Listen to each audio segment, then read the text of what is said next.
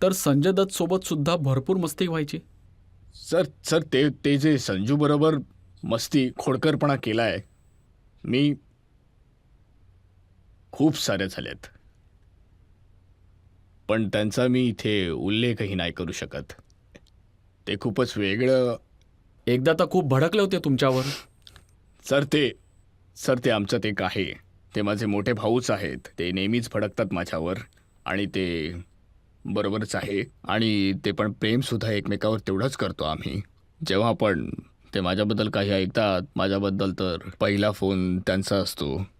आणि जेव्हा मला काही त्यांच्याबद्दल ऐकू येतं, मी त्यांना फोन करतो. हल्लीची एक गोष्ट आहे, ते आता खूपच वाईट वेळेमधून चालले आहेत आणि आमची नेहमीच प्रार्थना आहे की his come out of it आणि अल्लाह त्यांना मला तो दीर्घायुष्य किस्सा देवो. अजूनही माहिती आहे, जेव्हा तुम्ही त्यांना एक कार दिली होती.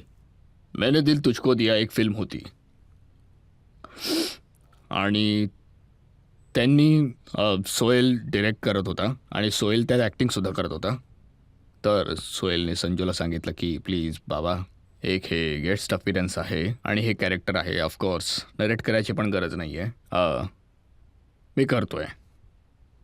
तर पिक्चर पूर्ण झाला आणि जशी पूर्ण झाली तेव्हा संजू माझ्या घरी आली. पार्टी सुरू होती.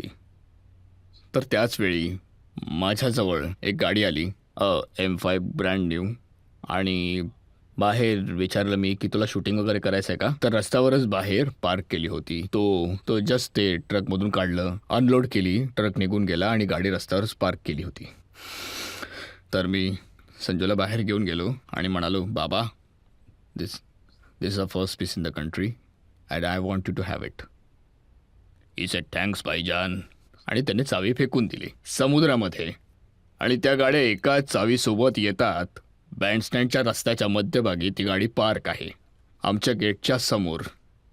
ना कोणी बाहेर जाऊ शकत, ना कोणी आत येऊ शकत. समुद्रामध्ये हाय टाईडच्या वेळेला त्यांनी चावी फेकली. 4 दिवस लागलेत आम्हाला ती चावी शोधून काढायला. This you trying to pay me for this. तर असं आमचं एकमेकांमध्ये कनेक्शन आहे.